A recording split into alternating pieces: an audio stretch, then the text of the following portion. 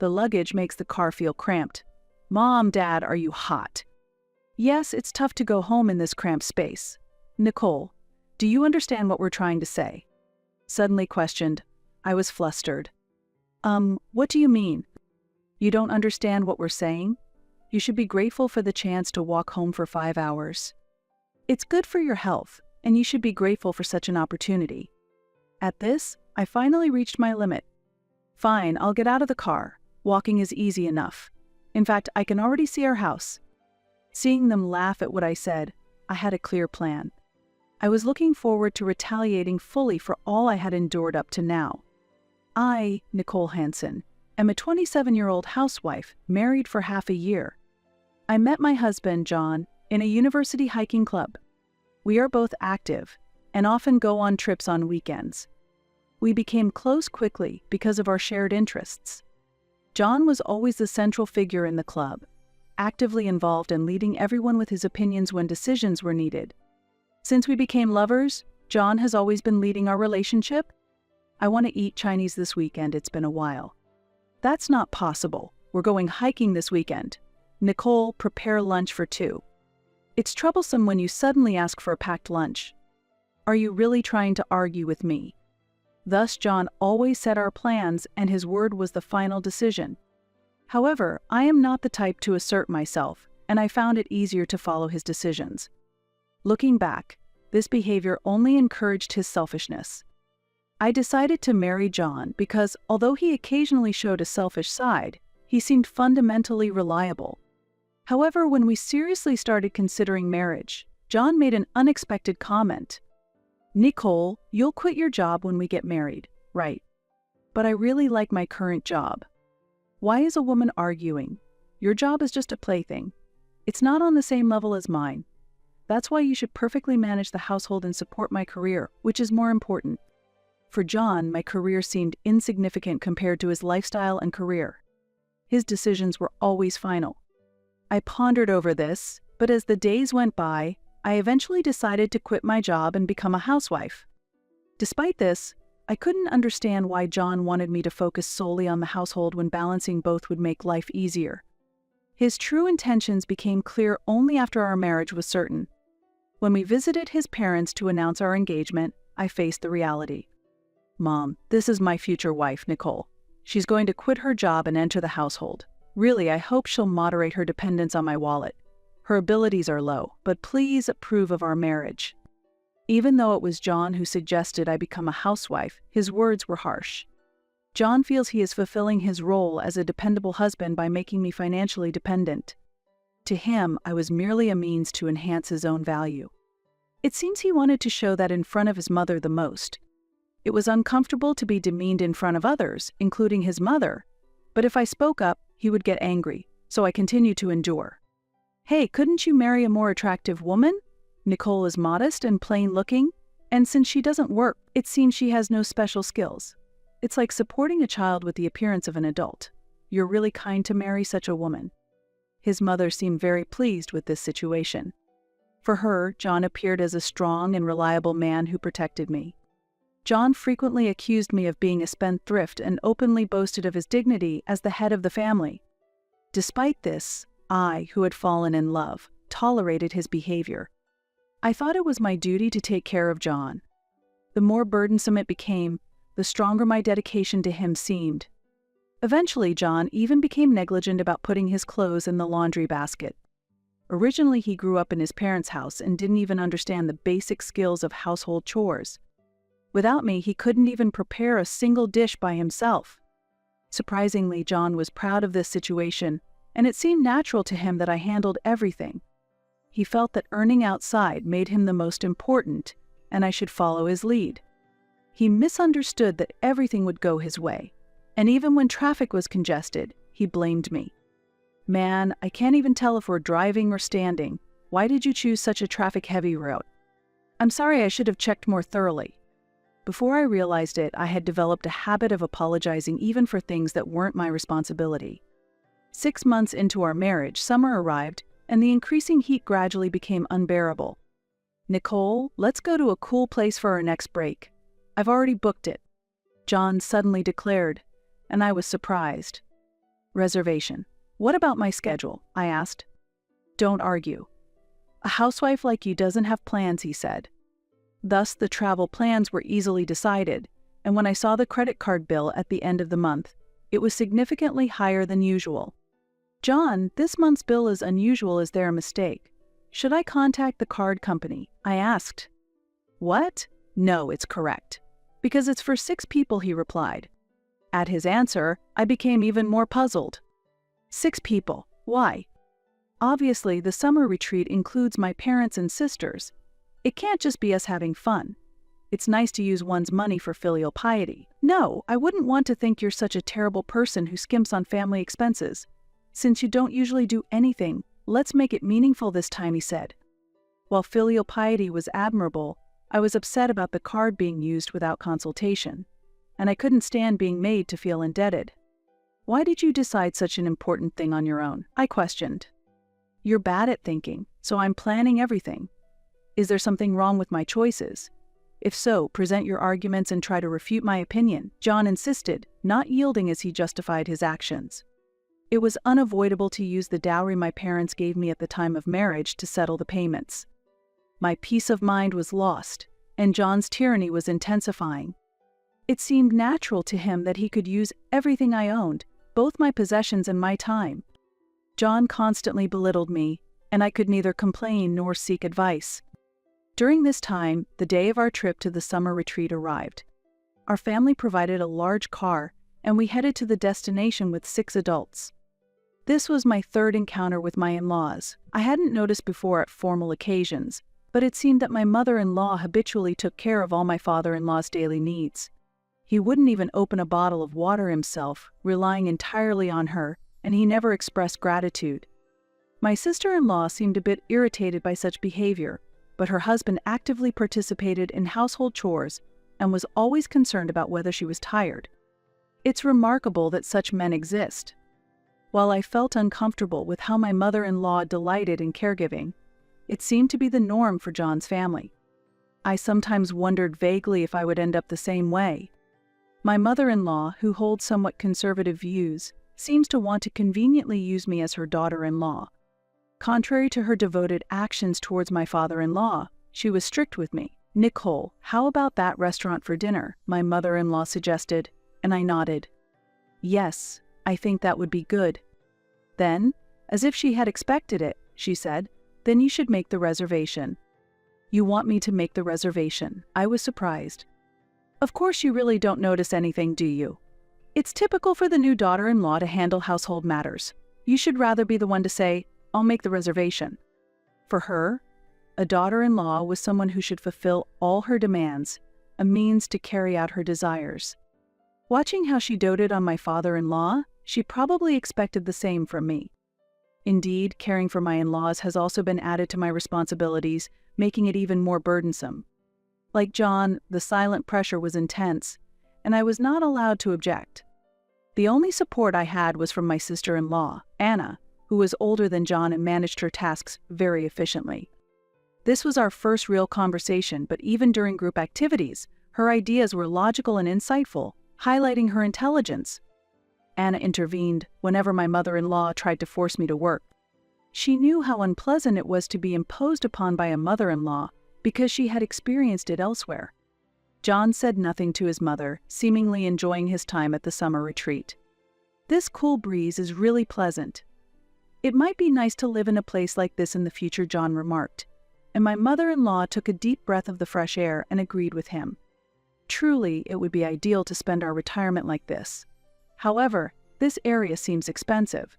It's an unreachable dream for us, she spoke with genuine regret. Taking advantage of the trip, my mother-in-law actively moved around, visiting tourist spots and souvenir shops. During this time, John's geographical knowledge was greatly helpful.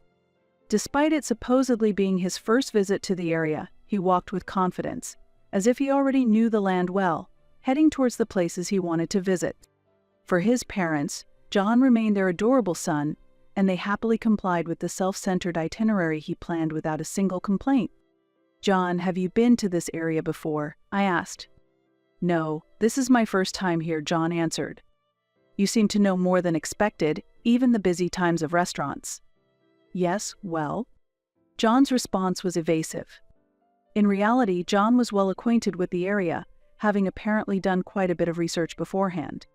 Perhaps he was putting his heart into making this trip enjoyable for everyone. Lost in thought, I was interrupted by my mother-in-law's voice. "This is heavy, Nicole. Help me, please."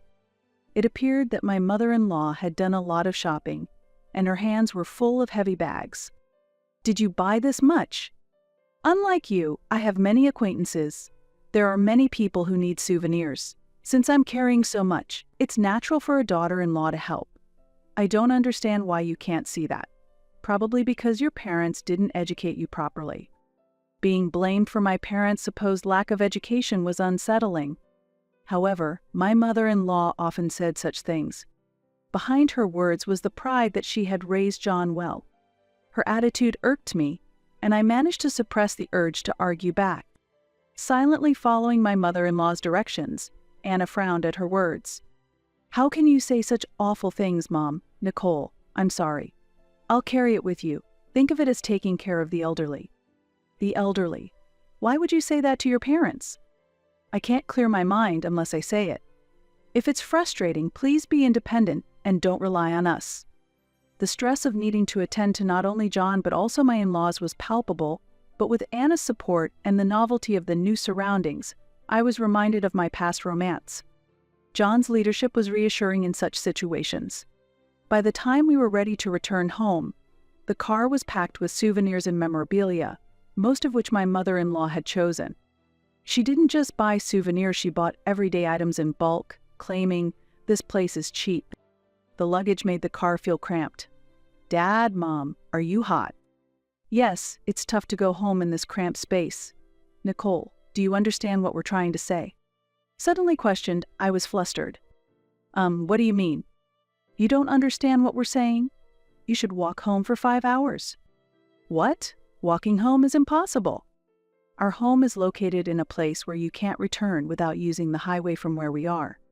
Walking home would be a joke." Though we could normally send the luggage by courier, they hesitated because they were reluctant to pay the shipping costs. Using a courier service is a luxury, isn't it? It negates the purpose of coming by car. Compared to that, making you walk is free. It's good for your health, and you should be grateful for such a chance. Normally, I was told not to argue back, but this time I reflexively objected. In response, John and my mother-in-law frowned. "What do you think is more important, your body or all these souvenirs? You have hiking experience, so walking should be your forte. It would be good to enjoy nature on your way back." Upon hearing this, I finally reached my breaking point. I had endured a lot up to now, but there were things I could and could not do. It seems they did not understand this boundary and believed they could say anything to me. "All right, then I'll get out of the car. Walking is an easy task for me. In fact, I can already see our house."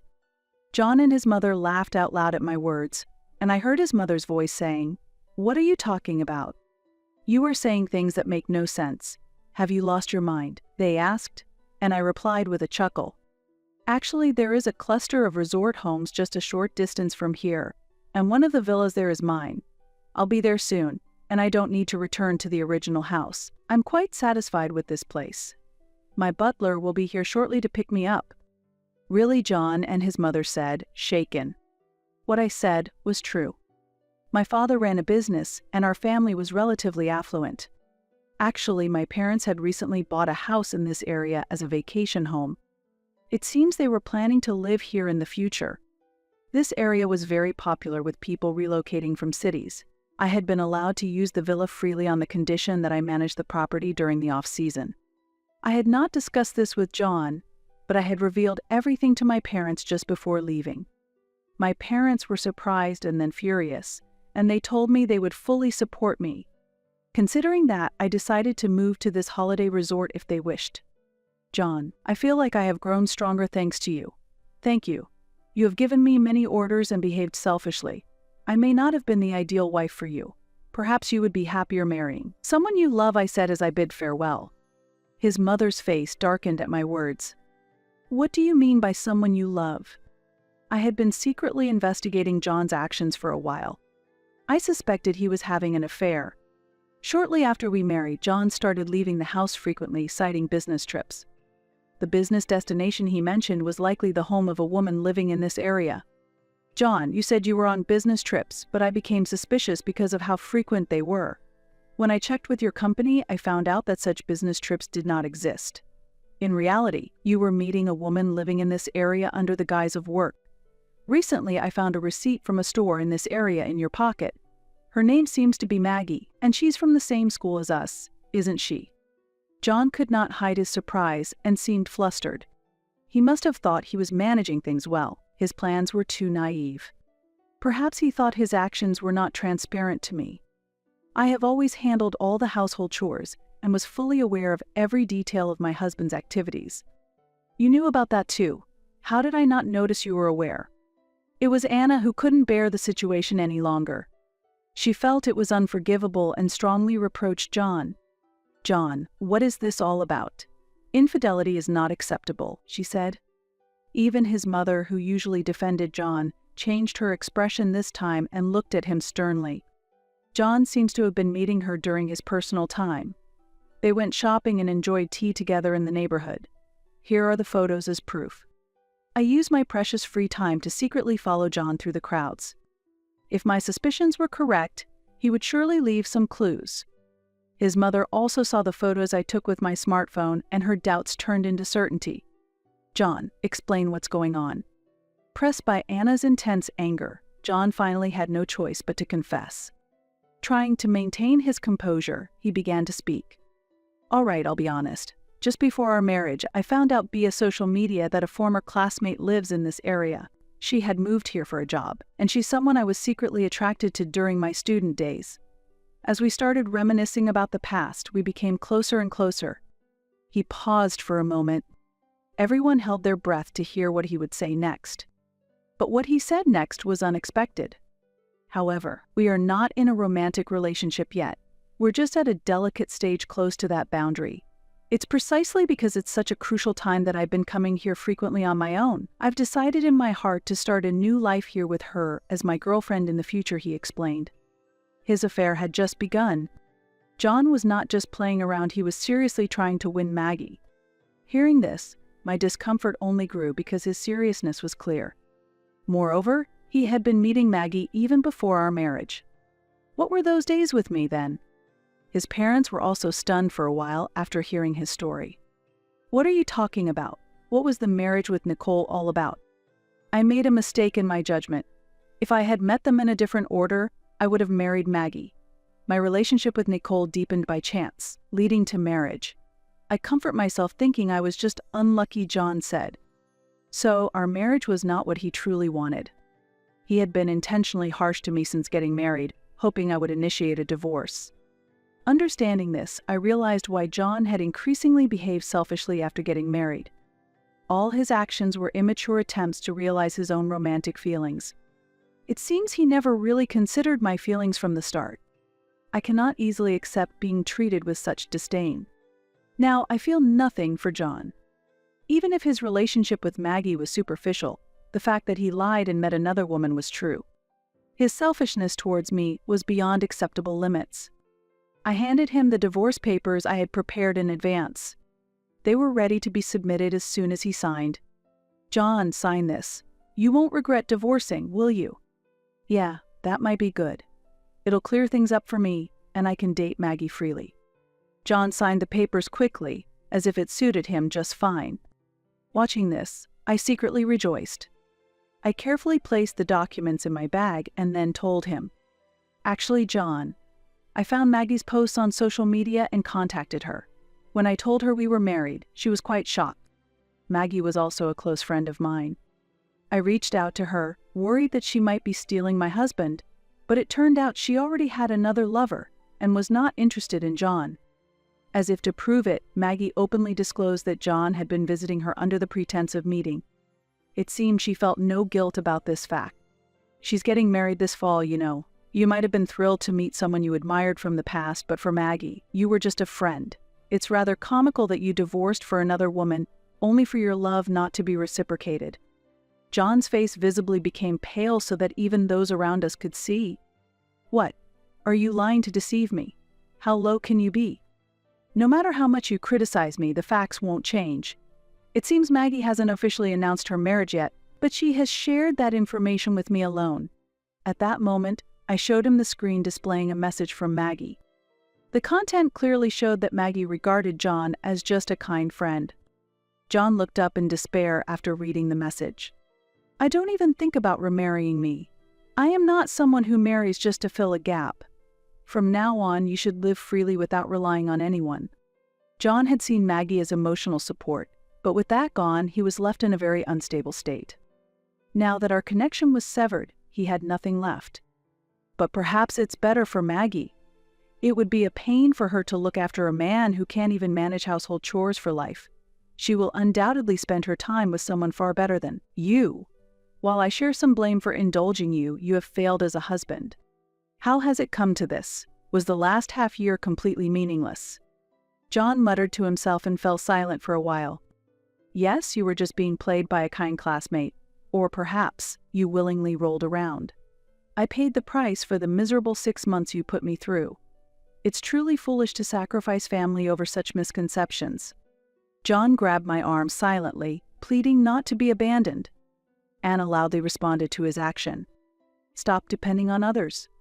Throughout the trip, I was so irritated by you and your mother's attitude, taking it for granted that Nicole would handle everything. In this day and age, no one acts like that. Who do you think you are? Everything you've done freely up to now is coming back to haunt you. The car was now in utter chaos. John's quiet father and brother-in-law were completely silent, just observing the unfolding situation quietly. From your behavior during the trip, it's easy to imagine how difficult everyday life must be. I couldn't stand it even for a day. Nowadays, no old beliefs about men or mothers-in-law being superior hold up. I wish you would cut down on your jokes. Suddenly, John's laughter filled the air. Ha ha ha, Nicole, no matter how tough you act, it's futile. Even if I disliked it, someone unemployed like you can't live on your own. He still seemed immersed in his delusions. Disregarding me, his attitude of trying to keep me under his control was clear. You have no choice but to depend on me. I orchestrated it that way. Even after the divorce, your job options will be limited. Understand this and quietly destroy the divorce papers, and continue your role in maintaining the home. Finally, his true intentions were revealed. To him, I was merely akin to a housemaid.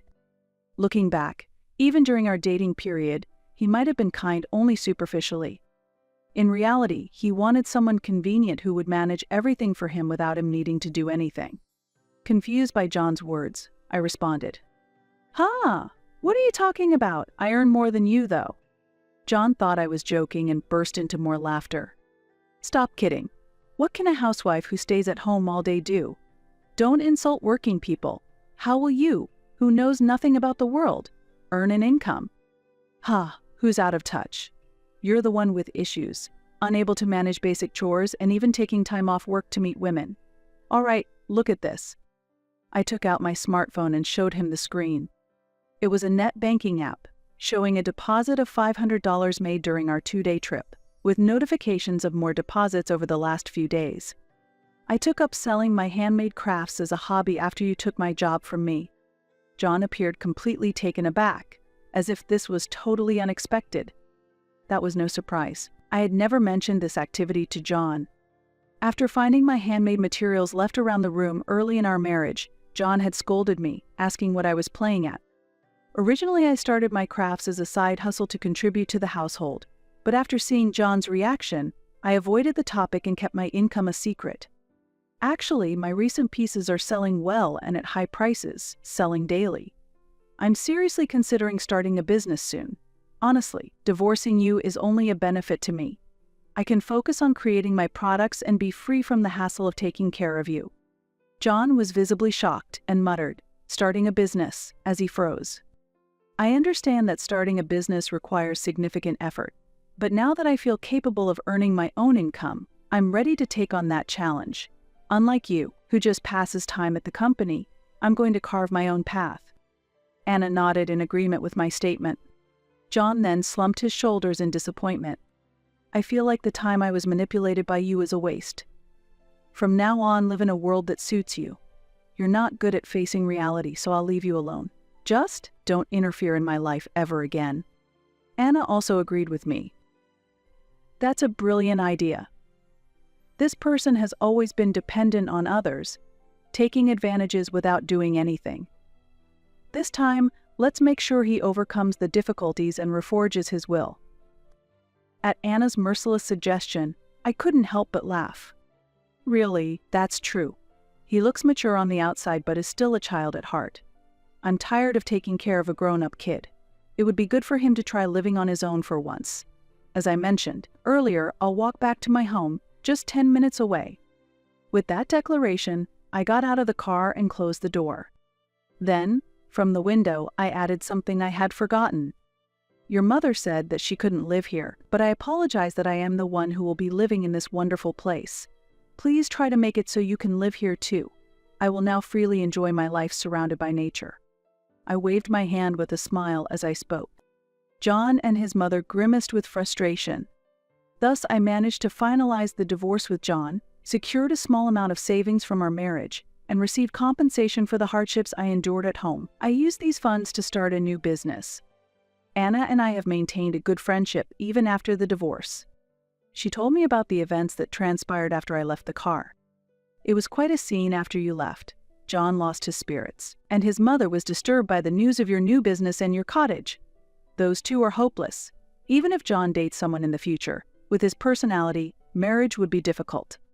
I could imagine that situation. Even if John changed his self-centered behavior, a domineering mother-in-law lurked in the background. Any typical woman would undoubtedly run away. According to Anna's report, John has completely lost his confidence and now fears even talking to women. John has started living alone, but life is difficult for him, and even daily tasks are a struggle. His father has refused to help him at all because of his selfish actions. Anna laughed, suggesting that John would likely lead a tough life moving forward. She herself has become estranged from her mother, which has significantly reduced her stress. Today, Anna visited my home, complimenting my cottage by saying, "It's a beautiful and stylish house. Wonderful." "Nicole, how are you?" "Thanks to you, I'm doing well." "Anna, thank you for coming all this way," I replied, and Anna smiled warmly and waved back. "It's okay. Coming here is a nice change of pace for me, and the climate is pleasant too. I was looking forward to getting along with you. It's like having a new sister," Anna said, and her warmth brought comfort to my heart. After recent hardships, there seems to be a strange bond forming between Anna and me. Freed from strange family ties, the two of us are building a supportive relationship. "Hey, Anna, please take this," I said, offering her a piece of jewelry I had crafted with her in mind. Anna accepted it and expressed her joy wholeheartedly. "This is wonderful. Did you make this, Nicole? You really have talent. I want to wear it right away," she said, and put on the jewelry immediately. Seeing her happiness, I too was greatly pleased. This is how we were able to build a relationship almost like real sisters. Although my marriage to John didn't go as planned, meeting a wonderful woman like Anna was not in vain. From now on, in a tranquil residential area, I intend to actively enjoy life. I am 27 years old, Annie. Recently, my father, Gilbert, was hospitalized. He runs a small company and has been given 6 months to live by his doctor. Throughout my life, he has always been my support. That's why I am still spending time by his bedridden side. During such times, my sister Benny appeared in the hospital room. "Annie, listen to me," she said in a domineering tone. "I'm going to inherit all of our father's $7 million. Why bring up money at a time like this?" I couldn't believe my sister would bring up the inheritance. "Shut up, you uneducated fool," she scorned. "She's no longer someone I can call a sister. She has been bullying me since we were children." Benny left the hospital room with a loud laugh. I was so angry I could hardly breathe. "Annie, listen to me," my father said quietly. "I can't leave the inheritance to you." "What do you mean? Are you telling me to submit to her?" I was shocked. "Just listen." Actually, my father began to explain the reason. Looking back, I hardly remember getting along with my sister Benny as a child. Our mother adored Benny, always putting her first. In our lessons, Benny was the priority, and I was always left behind. I spent my time being bullied by Benny and her friends, crying. For no particular reason, Benny and her friends even resorted to violence against me. But my mother always took Benny's side. "There's no way your sister would do such a thing," my mother would insist. But, my sister," I pleaded, but instead of comforting me, my mother would just scold me.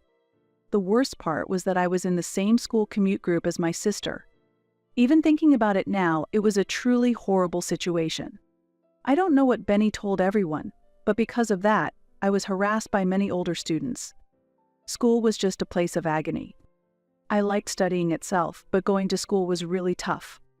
At school, I was bullied by Benny and her followers, and treated like a problem child by the teachers. Every time my mother was called to the school, I would come home to hear harsh words from her. Those days were like a living hell, truly a nightmare. I couldn't trust anyone, and there was no one I could rely on. I hated everyone: my mother, my sister, her friends, and the teachers. But there was someone I could depend on. That was my father. He ran a small factory. Though it was a small company, it was growing every year, thanks to my father's ingenuity and ideas. My only ally was my father, the president of this quirky company. When my father was home, I always stayed close to him. In front of my father, neither my mother nor my sister harassed me. Being by my father's side was the only place where I felt safe. It seemed that my father understood as well, for he always kindly accepted me when I cried and clung to his pants. He would also sternly reprimand Benny. When I was in high school, my father called out to me, "Annie, from now on I will be busier and won't be able to be with you all the time. No matter what Benny does to you, don't give up. Study hard and become strong." My father told me. Yes, I'll try my best. I'll study hard so I won't lose to my sister. As a high school student, I understood. The only way to escape this life was to continue studying persistently. Even if I sought help from someone, somehow Benny would be the one praised. That's why I was determined to rise up on my own. Thanks to my mother paying for my tuition, I attended cram school and studied desperately. As a result of my efforts, I was able to pass the entrance exams to a top university. I achieved a higher level of education than Benny, who graduated from a third-rate university that only the rich attend. However, my sister told my friends and neighbors. Annie herself said that she only passed the university exams by cheating. It's really embarrassing to have a sister who doesn't make any effort and gets in through the back door using money. Because of this, my friends drifted away, and the local ladies started to look at me coldly. Despite that, I continued to study hard without being discouraged. I endured the harassment from Benny with patience and did not give in. As a result, I was able to achieve my dream of obtaining a lawyer's qualification. When I became a lawyer, my mother sided with Benny and made snide remarks. "You must have cheated, right? Can you really be a lawyer? There's no way you can do that," my mother coldly said. I decided it was a waste of time to care about their comments and ignored them. That was also a part of my strength. I became mentally stronger, not losing to baseless rumors. Benny, who only has a social standing but no real strength, was very different from me. My father praised me as well. "You've done very well, truly admirable. Just like my daughter should be. You can become even stronger, and you are my pride." Then Benny appeared and said, "You probably can't do it after all, right? Can you really handle being a lawyer? Since you got your qualification by cheating, you should quit being a lawyer before you cause trouble for others." Hearing this, my father sternly told her, "You're the one who just plays around, always gives up easily, and just eats whatever you like, a complete waste. Try to learn a bit from Annie." That scolding from my father worsened the relationship between him and Benny at once. Looking back, that moment was a turning point in their relationship. I was able to stay on the right path because of my father's understanding and support. As a lawyer, I have been building up my accomplishments slowly but surely. I wanted to talk more about my work with my father, but I didn't feel like visiting my parents' home because Benny was there. My sister always had a hard time keeping jobs and would spend her time doing part-time or short-term work, but my mother never said anything harsh to Benny. "You don't have to work hard because you'll take over after your father." My mother always coddled Benny like that, Even though I wanted to visit my parents' home, I was concerned about how the neighbors would see me. The neighbors, who still remember the stories Benny made up, are cold to me. So, when I go near my parents' home, I only call my father and we go out to eat, just the two of us. I try not to go to my parents' house unless necessary, but when I have time, I go out to eat with my father or talk to him on the phone. One day, when work was going smoothly, I sent an email to my father as usual, but there was no reply for several days. I wonder if he is too busy with work, I thought, but usually he would reply to an email after a few days. Feeling that something was off, I suddenly received a call from my mother, who usually doesn't contact me much. "Your father has been hospitalized," my mother told me. "What?" I exclaimed in surprise and quickly rearranged my work schedule, rushing to the hospital near my parents' house. When I arrived at the hospital, I found my mother crying. No matter what I asked, she just cried and wouldn't tell me where my father was. So I contacted an employee of my father's company and got the room number. Even in such an emergency, my mother, who dislikes me, wouldn't tell me anything, and I was frustrated by the petty and self-centered emotions of people. "Dad, it's Annie. May I come in?" I quietly opened the door to the hospital room and entered. There, my father lay emaciated, and there was no one else in the room. "Your mother just left. You came at just the right time." "Dad, what happened?" I was shocked by my father's frail appearance. "Who told you the room number?" my father asked. "I got it from someone at your company." "I see. Don't worry, I'll be all right. I'll be back to work soon," he said while coughing, but he didn't look like he could return to work anytime soon. As I was about to leave the hospital room, a doctor approached me. "Are you his daughter?" "Yes, I am," I replied. The doctor took me to another room and explained my father's condition in detail. "We found cancer. He has about 6 months to live," the doctor said. Hearing those words, I was lost for words and left the hospital. Since then, I have tried to adjust my work schedule to visit my father as often as possible. Day by day, my father continued to lose weight, and it was clear that his already slim body was becoming even more emaciated. It was obvious at a glance that his condition was not normal. One day, when I went to visit my father, my sister Benny happened to arrive at the same time. I unexpectedly ran into her. "Why is the low-educated Annie here?"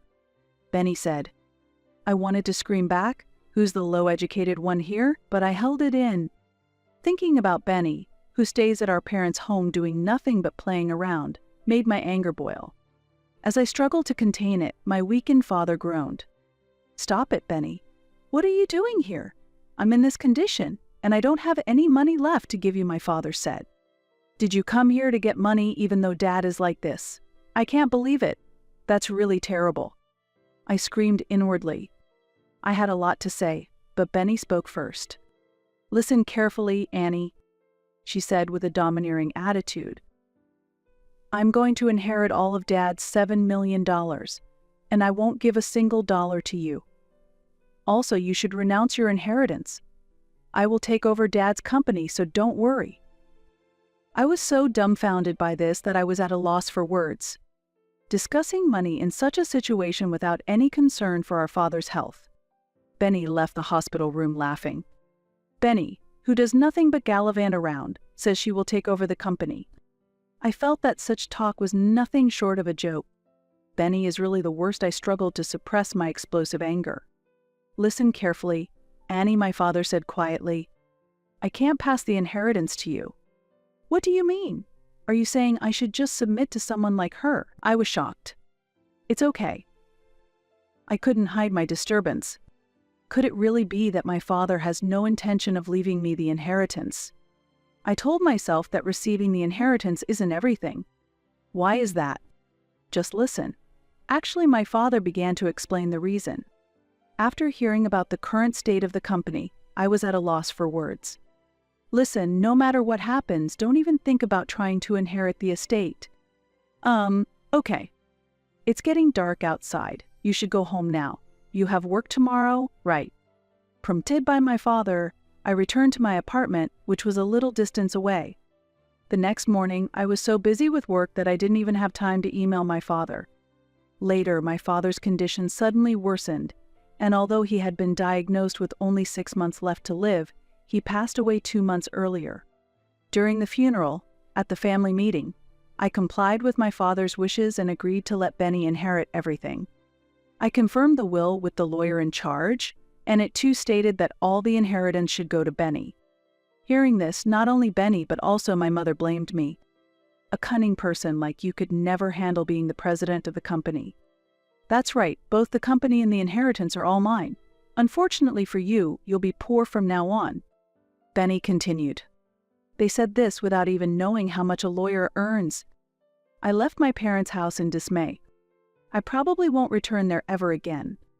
The house had an air of neglect about it. I participated in my father's funeral only minimally and returned to work the same day. One day during work, I received a call from an unfamiliar number. It wasn't a number from any client, so I didn't answer the phone. I had a pretty good idea who it might be. It was probably Benny. However, I was curious how she found out the main number of the law firm I worked for. One day, Benny did call through the main office number, but I was extremely busy at the time, barely having time to eat. Who could it be at such a time? I wondered as I answered the phone, only to be greeted by yelling from the other end. You knew about it, didn't you? Excuse me? Who is this? Start with your name at least. It's me, Benny. Benny? I don't know any Benny. Shut up, you're annoying, Benny yelled. So, what do you want? I'm busy. You knew Dad had debts, right? What does it matter if I knew? What do you want now? I'm running out of money to play with, so you need to sort out Dad's debts. Ah, I'm hanging up now. Deal with it yourself, I said coldly, and hung up the phone. I instructed the office not to put through calls from Benny anymore. In the hospital room, my father had confided in me alone about his debts. Benny had assumed the inheritance was $7 million and never dreamed that there was also $10 million in debt. Inheriting an estate doesn't always mean receiving only assets. Debts are inherited as well. Benny, being short-sighted and careless, was only focused on the inheritance and had not considered the debts at all. Perhaps my father had tried to discuss the debts. However, given Benny's personality, she probably ignored the discussion about debts and only paid attention to what she could inherit. She is a pitiable person. However, I had no intention of helping her. Enjoy the debt-ridden life with our mother. That was the only thing I could say to her. Later, I found out that Benny was living a terrible life, taking on more debt to repay existing debts. Her financial situation was extremely dire. The debt was only growing, getting bigger and bigger. Considering her lazy lifestyle up to this point, I couldn't help but scoff. I am not delighting in someone else's misfortune. It's just that the many wrongs she has done to me over the years are finally coming back to haunt her. I had no intention of helping her. I felt it was just desserts. Afterward, my mother also called multiple times asking for money. Please, help your mother. Even a little bit of money would help, she pleaded tearfully. I was astounded by the request. All this time she only cared about my sister, ignoring me completely, and now she comes to me only when she's in trouble. What a naive idea. I instructed my office not to forward any calls from my parents' home, and I blocked my sister's and mother's numbers on my mobile phone. I even made sure that calls from public phones wouldn't connect. Nevertheless, they somehow changed numbers and called me repeatedly. It was as if they were standing on the edge of a cliff, screaming for help because they were about to fall. But I did nothing. In fact, I felt like I was saying goodbye and pushing them off the cliff. I never imagined that what my sister had done to me over the years would come back to her in this way. Later, another piece of news arrived. Incredibly, Benny was being sued by former employees of my father's company. The reason was unpaid wages. Benny had not paid the employees for 2 months. She must be cornered by her debts. It was a disaster waiting to happen. Moreover, the employees wanted to hire me as their lawyer. Annie, you are diligent and honest. You're the only one we can rely on. Please do something about that, Benny, they said. I saw this as an opportunity and decided to protect my father's cherished company. I took legal action and removed Benny and my mother from the company. As we left the courtroom, the two of them called me a traitor and stormed off. Following the employees' wishes, I temporarily took on the role of the company's president. Originally, I planned to appoint someone as president immediately and focus solely on my legal career, but the employees said this: "We don't trust anyone but you, Annie. You're the one who protected us and the company. Annie, you're our leader." I was simply following what was said, but I didn't feel bad about it, and decided to quit being a lawyer and take over my late father's business. I've always liked manufacturing, but I never imagined I would take over my late father's business like this. The workplace had a homely atmosphere and was very comfortable. The employees knew me as someone who always learned by my father's side. Unlike Benny, who wasted her time in frivolity, the employees understood the true nature of us sisters. That's probably why it was natural for them to rely on me. I managed to grow the company. Having knowledge of the law also helped, and without major issues, the company smoothly progressed as a subcontractor for various other companies. The number of employees gradually increased, and we decided to relocate to a larger space. Moreover, we established a staff dormitory and expanded the types of allowances to enhance employee benefits. As a result, our company was featured on local television as a great place to work. When asked what the key to success was, I replied, "Patience and effort are everything. It's important to continue working diligently because then the results will naturally follow." I focused on developing our employees, which has helped the company grow.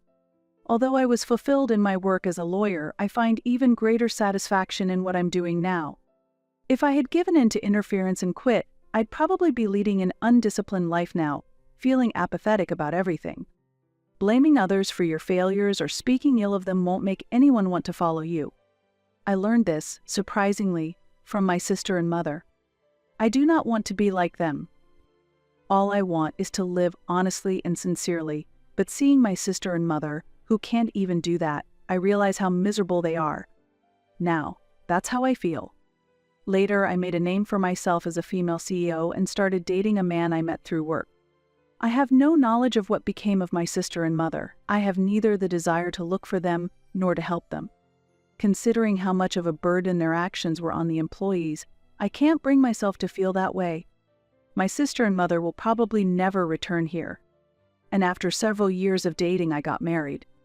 My husband is a talented young entrepreneur who has successfully run a small factory, and we hit it off.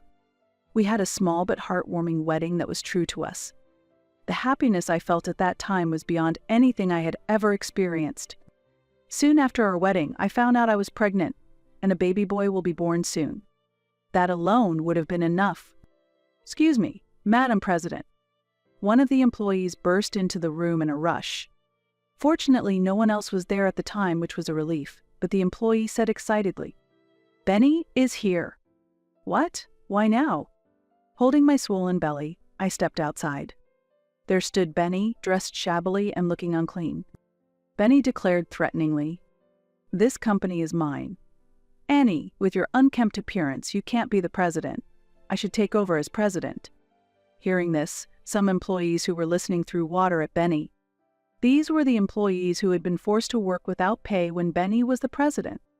"Get out. Annie is our president. You're not fit to be president. Just leave. You're nothing but trash." I was astonished at this moment.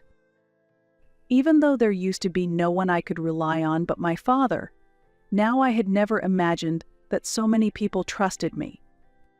"We'll get rid of her quickly, so please go back inside, Madam President." Many employees were protecting me from Benny. "Annie, please help me. Please leave. You're only causing trouble for everyone." I finally voiced the words I had long held back in my heart. "I truly hate you." I slowly walked back to my office. I don't know what happened to Benny afterward. And then, I gave birth to a healthy boy and received warm congratulations from everyone around me. Since I started working on rebuilding the company as its president, the expressions of the employees visibly changed. Employees who used to work with gloomy faces gradually regained their lovely smiles. Once, an employee who had worked with my father came to me and said, "President Annie, we all really love you." The moment I heard those words, my heart warmed and I was filled with emotion. Despite not receiving enough recognition even from my own family before, now I am trusted and loved by so many colleagues. My heart was filled with gratitude and joy at this fact. Thank you so much. However, this achievement isn't solely my own. It has been possible only because of the continuous support and cooperation from each and every one of you. While expressing my sincere gratitude deep down, I remembered the words my father once said to me, "You can become stronger." Back then I heard them just as words of encouragement, but now I realize that my father's words have become reality. The company was gradually stabilizing, and I was thinking of trying new initiatives. In particular, I focused on creating a work environment where women could thrive. As specific measures, we enhanced our maternity leave policy and introduced a flexible work schedule to make it easier for employees to work freely. Furthermore, as part of our support for parenting, we also established an on-site daycare. These initiatives have attracted attention both internally and externally, and are especially appreciated by our female employees. Thanks to you, Madam President, I can continue working even after having children, one female employee told me with emotion in her voice. Tears of gratitude welled up in her eyes, and in that moment, I deeply felt the significance of my role as the president of the company. Being president had become about more than just sustaining the company. Seeing how company policies directly improved people's lives and guided them towards a better future was an immense joy, and brought a profound sense of responsibility. However, this journey hasn't been entirely smooth sailing. Once an employee who had worked with my father approached me and said, "President Annie, we all really love you." At that moment, I felt a warmth in my chest and was overwhelmed with emotion. Despite not getting enough recognition from my own family, now I was trusted and loved by so many colleagues. This fact filled my heart with gratitude and joy. Thank you very much. However, this achievement is not solely my own. It has been possible because of the relentless support and cooperation from each one of you. While expressing my sincere gratitude, I remembered the words my father had once said to me, "You can become stronger." At the time, I took it as just words of encouragement, but now I realize that my father's words have become a reality. The company was gradually stabilizing, and I was thinking about new initiatives. Especially, I focused on creating a work environment conducive to women.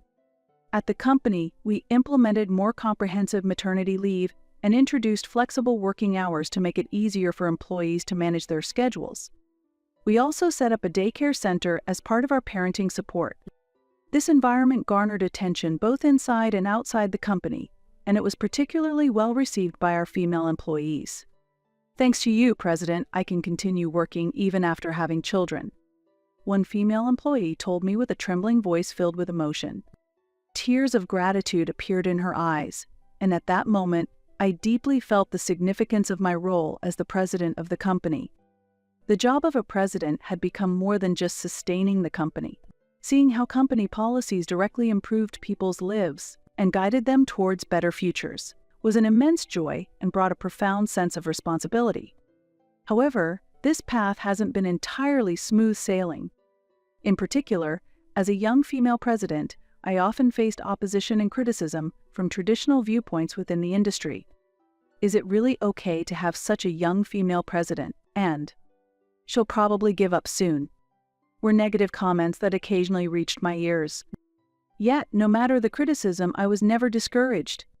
I remained strong because of the importance of perseverance taught by my father and the experience I had gained from my efforts. During this time, I was unexpectedly contacted by the local Chamber of Commerce. "President Annie, could you give a talk at our place? We are running a program to support female entrepreneurs." The request was so sudden that I hesitated at first about what to answer. However, upon reflection, I grew increasingly convinced that my accumulated experiences could be valuable to women who were aspiring to start their own businesses. Moved by this thought, I decided to accept the invitation to speak. On the day of the event, as I entered the venue, many women sat with faces full of anticipation. I took this opportunity to honestly share my past experiences. Specifically, I talked about my complex family background, the criticism and difficulties I faced from society, and how I overcame each of these challenges. After the talk, a woman hesitantly approached me.